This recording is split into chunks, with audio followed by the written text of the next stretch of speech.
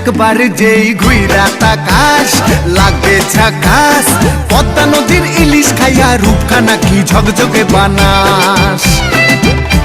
একবার যেই ঘুইরা তাকাস লাগে ঝাকাস, পদ্মা নদীর ইলিশ খাইয়া রূপখানা কি ঝকঝকে বানাস।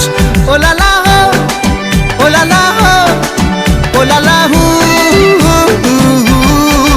ওলালা হো ওলালা হো ওলালা